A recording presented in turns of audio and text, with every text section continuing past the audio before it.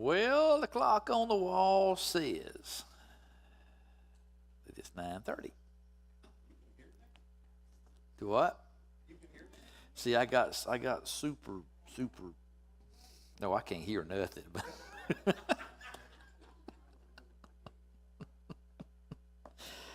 Good morning, everybody. Glad to see everybody here this morning for our Bible class. Got some fun and exciting things going on in this one. So before we begin our class, let's go to God in prayer. God, we're thankful to you for this time that you have blessed us with, that we can assemble here, can study from your word. We know that your word is all truth and all powerful. We're thankful that you have put these truths in your word so that we can gain knowledge, and from that we can become better servants of yours. In Christ's name, amen. So, chapter 10 of Genesis.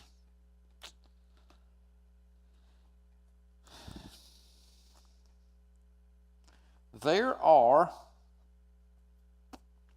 a bunch of names in there.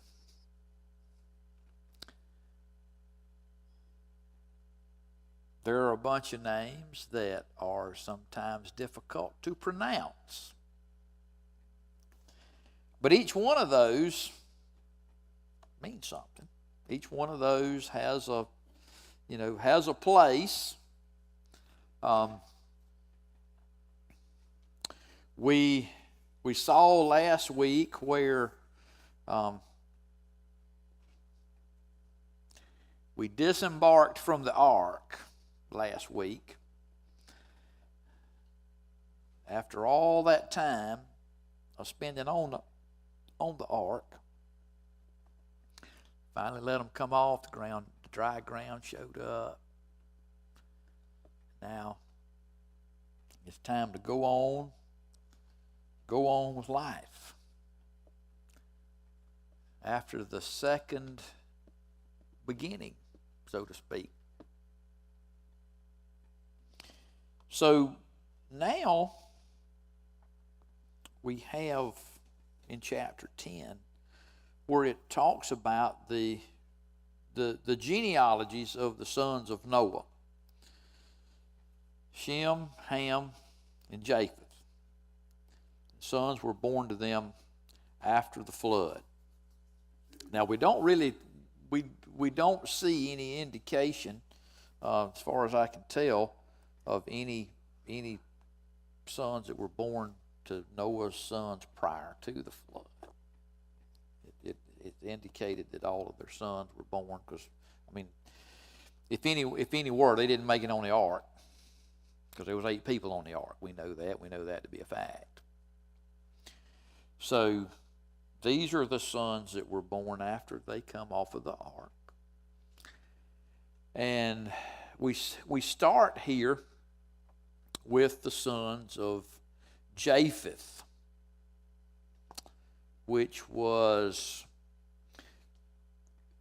Japheth is always mentioned last, typically, when we're talking about the sons of Noah, Shem, Ham, Japheth. That doesn't necessarily mean that he was the youngest son. I think the scholars have kind of figured out that actually maybe Ham may have been the youngest one. But regardless of where they fell in there, that's kind of that doesn't really matter where they were. What they did matters much more, doesn't it? So the sons of Japheth were Gomer, Magog, Madai, Javan, Tubal, Meshach, and Tyros. Now say that 3 times fast, why don't you? So the sons of Gomer were Ashkenaz, Riphath, and Togarmah. The sons of Javan were Elishish, Tarshish, Kittim, and Dodanim. I know I'm butchering this just terribly, but so verse 5 kind of points out what these about these folks. These were the coastland peoples of the Gentiles that were separated into their lands everyone according to his language, according to their families, and according to their nations. So the nations that came from Japheth were the Medes, the Greeks, the Romans, and most of the modern races of Europe. So we could probably safely say that us, were probably likely from the lineage of Japheth. Okay.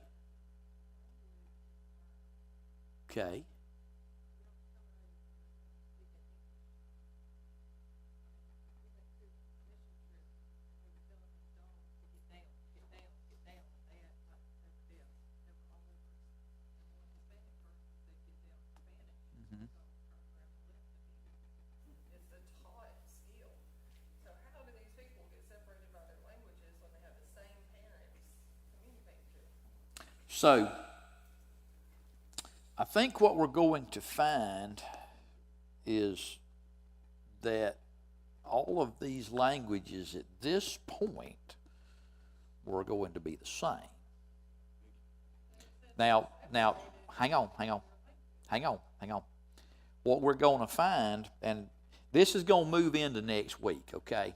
Because next week is when we're going to talk about the Tower of Babel. And we're going to see some things about the people's languages then.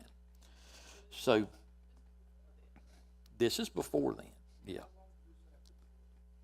I don't know exactly, but it had to be long enough for all them young'uns to come up, and then them young'uns to have young'uns.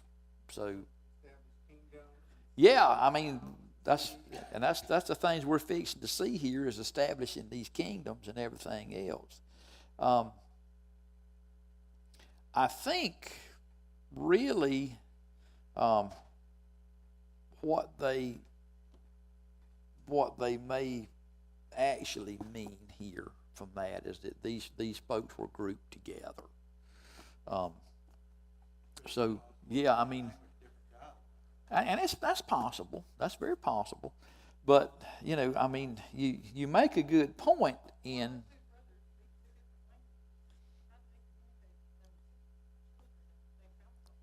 Because they didn't. They spoke the same. Now, me and my brother have a little different dialect sometimes. I may have a little different dialect than some of y'all do. But we still speak English. And so, but that ain't going to last long. And we're going to see what happens with that. I'm not going to go too deep into that right now, because that's a whole nother lesson that we're going to get into next week when we talk about those the confusing of the languages. That's what that really means. So we have these nations that were built through the lineage of Japheth, which would include pretty much most of us. Now, even now, we've got, I don't speak the same language that the Medes, the Greeks, the Romans, all of them spoke. Those are learned things. And I don't know just exactly how how those different things come to pass, how those languages are developed or made or whatever. But what I do know is that I don't even speak the same English as the people in England and Ireland and Scotland. So we'll get a little deeper into that next week. All right, so we see where these folks came from, where they went. They're the coastland people. They were, and truly, just like Noah said, that in verse 27 of chapter 9, may God enlarge Japheth, and may he dwell in the tents of Shem, and may Canaan be his servant. He certainly did enlarge Japheth, didn't he? There was quite a list there, and honestly, he has made some very great, powerful nations, hasn't he, that have come from Japheth. Now, moving on in verse 6, the sons of Ham were Cush, Mizraim, Put, and Canaan. The sons of Cush were Seba, Havilah, Sabta, Rama, and Sabtika. I still can't say it. The sons of Rama were Sheba and Dedan. Cush begot Nimrod. Now that's going to be an interesting one. Cush begot Nimrod. He began to be a mighty one on the earth. He was a mighty hunter before the Lord. Therefore it said, like Nimrod, the mighty hunter before the Lord. Now, look at some of the things that Nimrod did here. The beginning of his kingdom was Babel, Erech, Akkad, and Calneh in the land of Shinar. And from that he went to Assyria and built Nineveh, Reboth and Calah, and Rezin between Nineveh and Calah. This is the principal city. So this Nimrod was a mighty busy fellow, wasn't he? He was actually, I find it interesting that he was the only one that they really said a lot about. He did all these things. But now think about Nimrod and these things that he did, or that these places he built. How do we generally associate a lot of these places? Do we associate them with the iniquity that came in these places? Do I? Yep.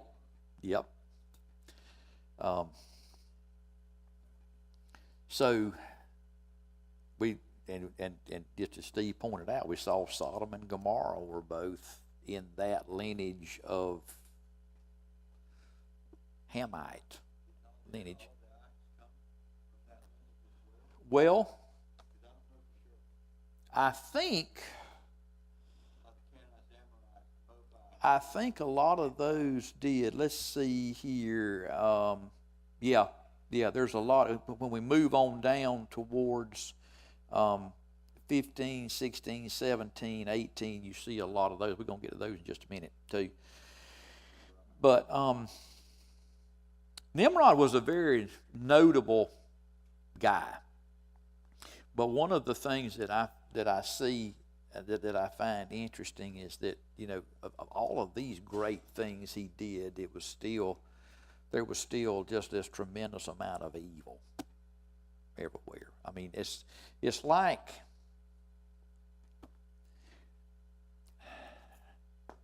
like they wasn't off the ark long before they started it again, were they? I mean, all right. Now, God had David go into all kill everything. Mm-hmm. There were. Now that's still referring back to Hannah's descendants, right? Mm-hmm. With all the eyes being giants, it just basically sounds like to me it's affecting just that lineage. Now I could be wrong asking, not telling. Yeah. I don't know that they were all necessarily, every one of them. There were giants in those lineages, but I don't know that they were all giants exactly. Because I mean, you know, we had a giant in the Philistines, Goliath. He was. So I don't know that necessarily just because they were an eye that they were. Well, they were. I think most of them were from Ham's descendants, but they weren't necessarily all giants. So, but we see where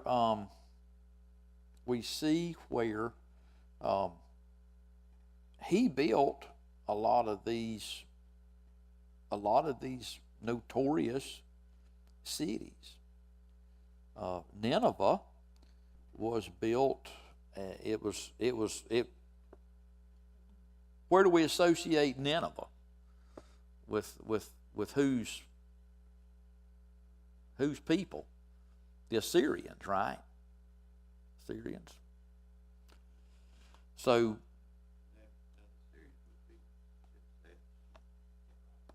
Do what? Wouldn't that be actually just that? Would the Assyrians be God because of God? Well, no, the Assyrians were actually came from Shem. We're going to see that in just a minute.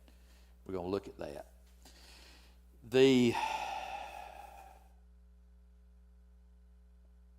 As we move on down, we see where, let me find my place here. In verse 13, Mizraim begot Ludium, Ananiam, Leabium, Naphtium, Pathrusium, Casulium, from whom came the Philistines, and Captorium. So the Philistines came from the descendants of Ham. So Canaan then, all right, so Canaan, now we're getting to a familiar name, because we've already seen Canaan mentioned before. Canaan begot Sidon, his firstborn, and Heth, the Jebusite, the Amorite, the Girgashite, the Hivite, the Acherite, and the Sinite, the Arvadite, the Zemarite, and the Hamathite. Afterward, the families of Canaan were dispersed. So all of those actually came out after they were dispersed, but they were part of that. So, but now there's one thing I want to ask if y'all remember this. Do y'all remember about Sidon? S-I-D-O-N. The Sidonians. Who do we read about that was a Sidonian princess in the book of Kings? These were actually some of the Phoenicians. Was Jezebel a Sidonian princess? I think I remember that. Look at how evil she was. Look at how evil this whole group of people had become by then the Sidonians. All all of the worshiping of the idols and everything.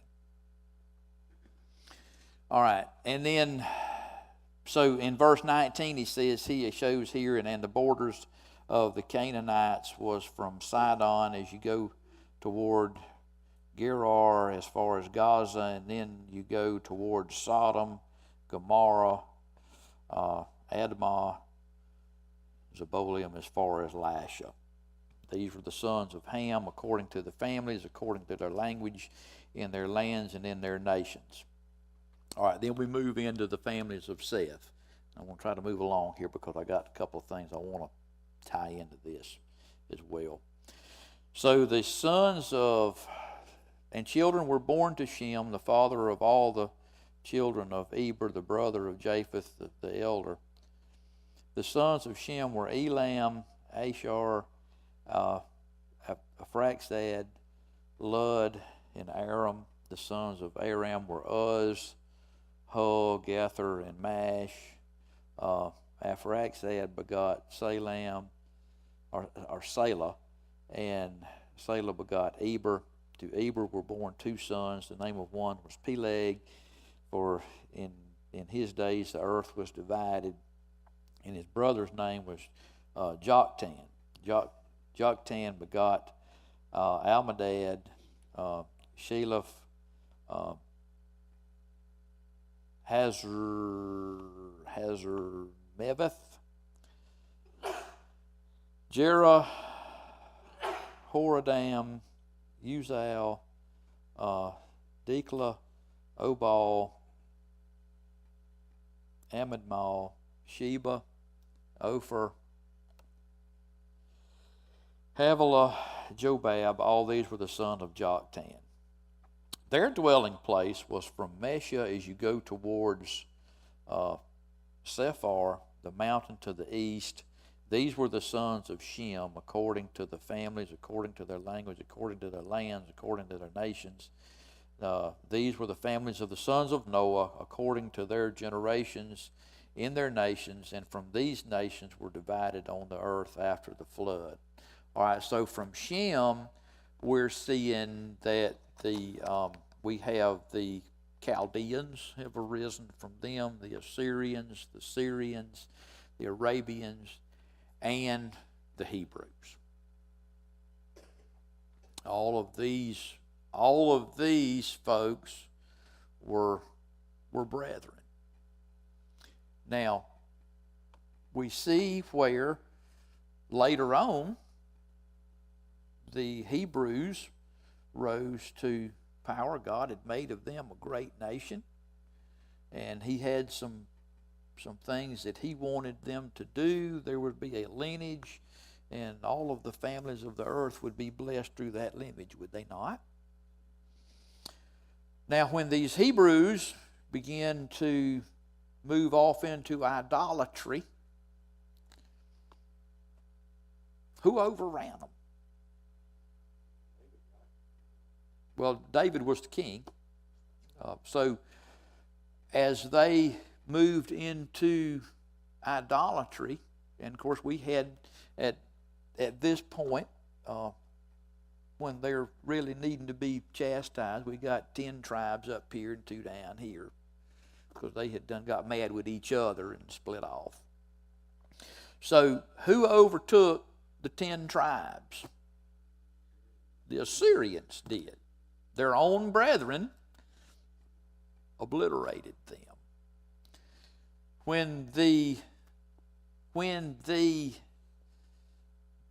tribes of Judah needed to be chastised, who took over them? The who? Which were the Chaldeans. Again, their own brethren.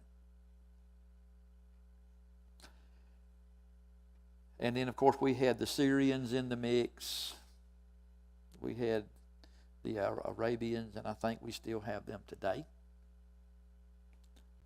And it's so the thing that kind of just strikes me is that, there's a lot of conflict going on, and them's all cousins. They're all related. They're all brothers, aren't they? But what we're going to see here now, this chapter is a summary of all of these genealogies that have come about after this flood. And we see where the sons of Noah grew into all of these nations. We see where these nations began to spread out after the flood. And we see that the repopulating of the earth was in accordance with God's command, wasn't it? In chapter 9, verse 1 and 7. So this summary we have right here, right now, will set the stage for not only the story we're going to read next week about the Tower of Babel, but it also begins to set the stage for the patriarchal time, which will start the following week with Abram. And we'll look at that lineage as well. So there's several things that we can gather from what we read here in chapter 10. We see, one of the things we see is, as we mentioned a few minutes ago, everybody that's listed here basically has pretty much no history given right here, do they? With the exception of this guy Nimrod.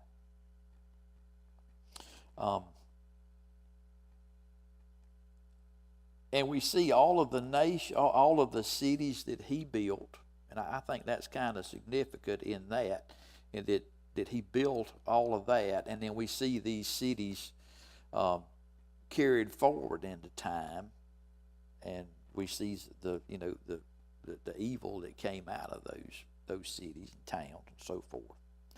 But one of the things that we see here is that the Lord God is sovereign over all nations, isn't he? Regardless of who these nations are, of who these people are, God is sovereign over all of them. God is not... Am I still on? Okay. I thought I had lost myself there for a minute. God is not just the God of the Hebrews. Is he? God is sovereign over everything. So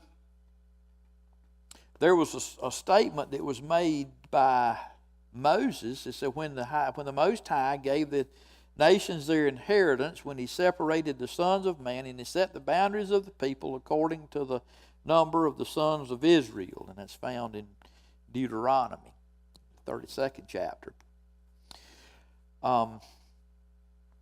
Paul made a very similar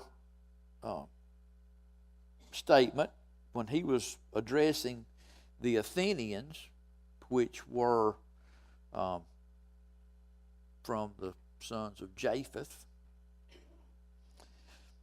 He declared concerning the nations that God made from one man every nation of mankind to live on all the face of the earth, having determined their appointed times and the boundaries of their habitation. That's found in Acts 17:26.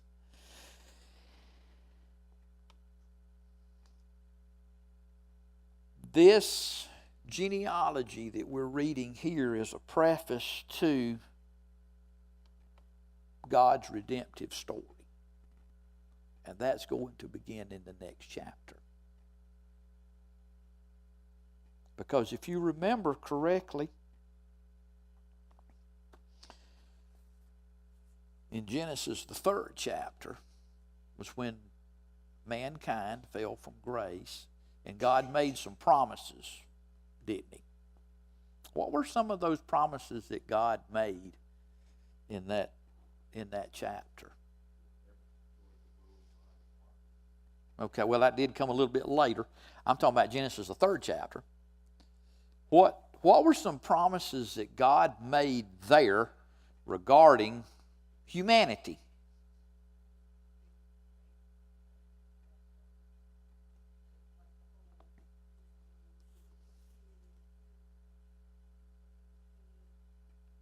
Okay, now that's the point I'm getting to.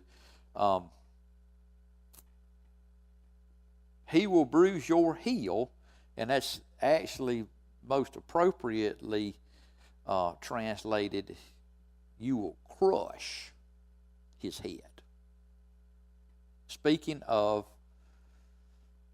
Jesus and the devil. The first prophecies came from this chapter of what God was intending to do later on, of what was in God's plan. So we see all of this come to pass up to the time of the flood. People had gotten so evil that it was hard to find anybody that wasn't it? God wiped them all out with the exception of 8. They came and they started over when they came out of the ark. And we see the genealogies of all of this. But just because God had destroyed all of these evil people did not mean that his plan needed to be changed, did it? You know, we might think, well, God destroyed all of the evil, so it's going to be right back to Genesis, the 2nd chapter now. Well, no, that's not how that worked out. Evil was still in the world, and it didn't take these people long to show it. Those people had a choice too. They could they could make the right choice, the wrong choice. Yeah, absolutely. That's the great fall of man. It was.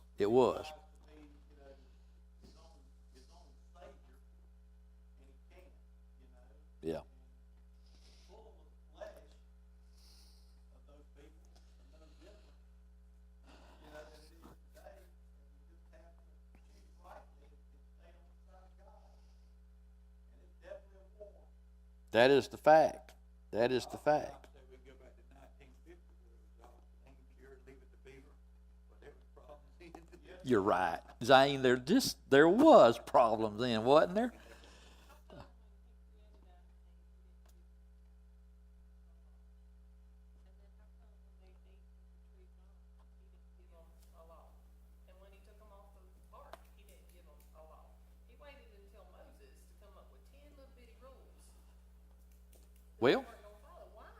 Well, he did give them a law when they were in the garden.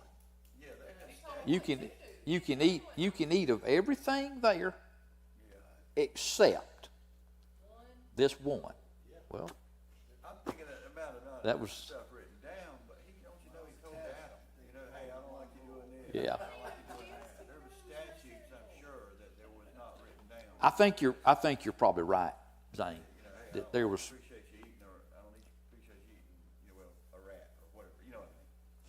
I'm sure there was probably some things. Because, here was the thing.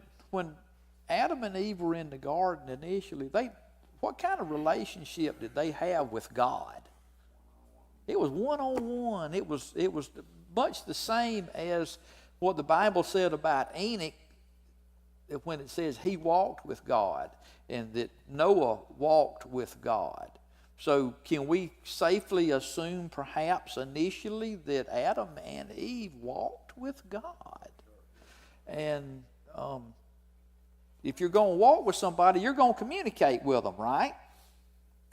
So I'm sure that there were probably some things that God had told Adam, told Eve, some things that he'd shared with them, like, y'all don't need to do this because You don't need to do this. You can do this. Those things are not written down. So I can't answer the question of why God did that. I don't know. I can't answer that. But we know all of the nations of Genesis 10. uh-huh. They have in their passing down from generation to generation. They have stories of the flood. Yes, they do. Every last one of them do. And I think, They would know that God's not fooling around. yeah. Number one. And of course, one of the things that I had read prior to that is that there was a lot of those different stories, and there were some of them differed. Yeah. And of course, I can tell Mike something, and he can go tell David something, and eventually those stories are going to kind of change a little bit. But the one thing that we did see is that the stories that came from the Babylonians were closest to those in the Bible that we read as the truth. So yeah, there's going to always be those passing down of things. Diane? Number 5 on the true false says the Canaanites were descendants of Abel. So Cain killed Abel, and then they had another son to replace Abel. So if that's true, does that mean Abel had reproduced? Do we read in the Bible of any instance of Abel having children? So I would say that would be false. So the next thing we see is that God designed the world so that all nations derive from the same human family. We see that started with Adam and Eve. Everybody came from the same family initially, right?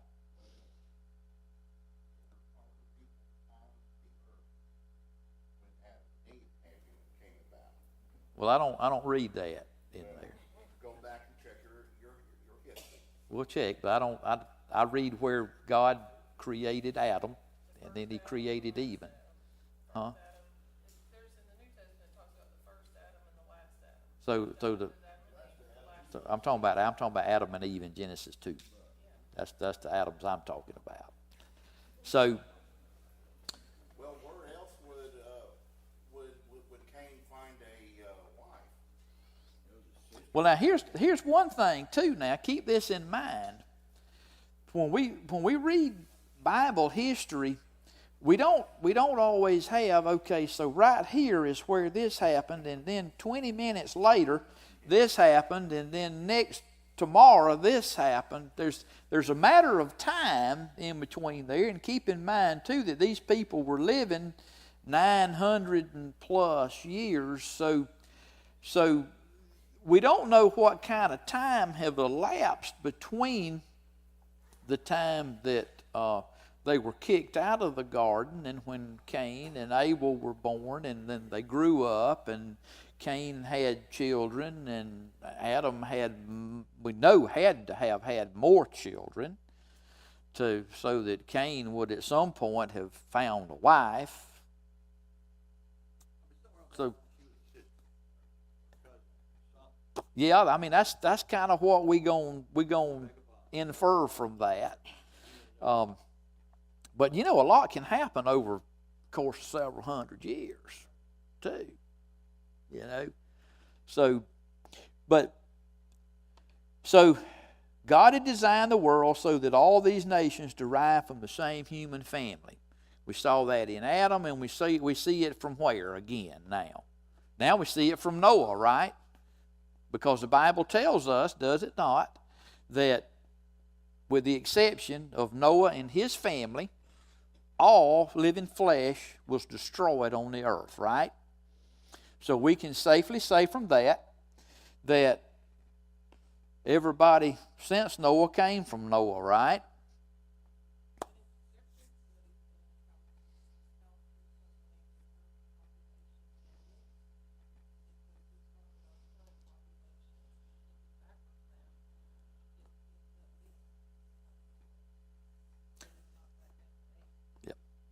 So we see everything, everybody came from Shem, Ham, or Japheth. Everybody. And the point we're going to make from that is that there's no nation or ethnic group that can claim superiority among any other group of people, can they? What does the Bible say about that?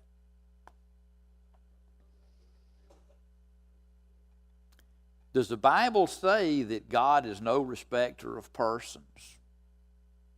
It does. So we see all of those things, and we see where some nations have made greater progress materially, politically, economically than other nations. Of course they have. Yeah, we see that. But we cannot say, and we cannot use that to say that these achievements prove that these group of people are better than this group of people, can we? And that's one of the things that when we look throughout the Bible, God did not tolerate racism, did he? He did not. Now, that did get God upset when we saw a lifestyle and a sin. Now, what I'm talking about is the way that we treat other people. And we treat other people like, we're better than them or whatever. But if we go all the way back to the law that God gave the Israelites, we see where that they were commanded under the law not only to love their Hebrew neighbor, but also to love the stranger, which was also translated as alien or Gentile. That was what God had intended for humanity to look like. We see glimpses of that over and over and over again, of the way that we are to treat one another. No group of people is better than the other. So that would also give us to say that we have a responsibility, don't we? We have a responsibility to share the gospel that every group of people needs. Regardless of how evil they are. Exactly. And in yeah.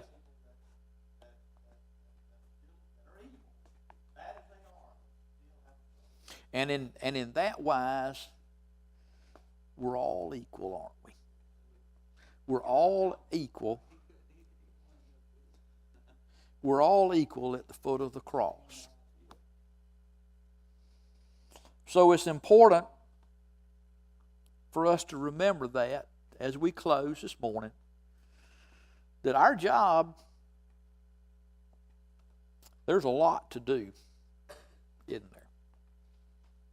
The Bible says that open your eyes and look, at the fields are white unto harvest. There's a lot to do. A lot of souls to bring to Jesus. And when we look at all of the evil and nastiness going on in the world, what is the one thing that can stop all of it?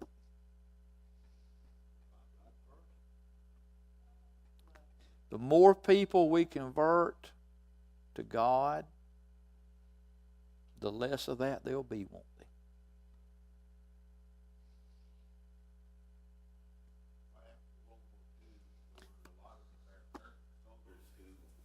When they came back home, Yeah. saw how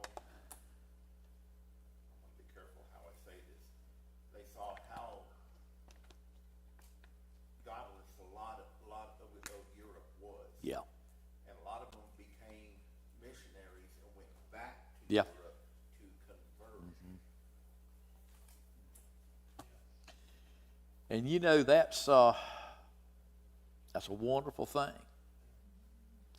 How many people do we all have to get on something and go to a faraway place to convert people? We don't.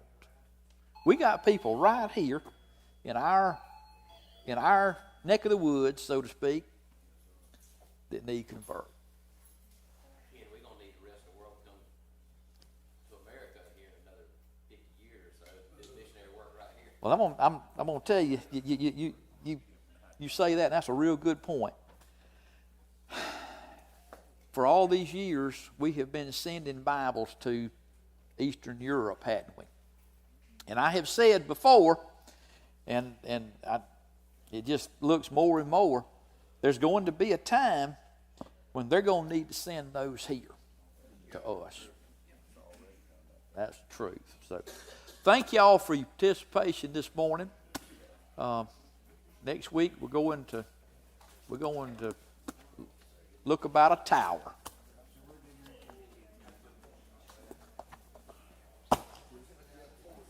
Last I heard, they walked across the isthmus somewhere.